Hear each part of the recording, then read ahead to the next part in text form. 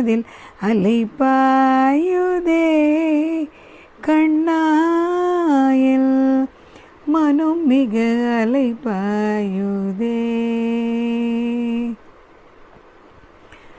நிலை பெயராது சிலை போலவே நின்று, நிலை பெயராது சிலை போலவே நின்று, நேரமாமதரையாமலே மிக வினோதமாக முரளிதராயன் மனம் அலைப்பாயுதே கண்ணாயில் மனம் மிக அலைப்பாயுதே.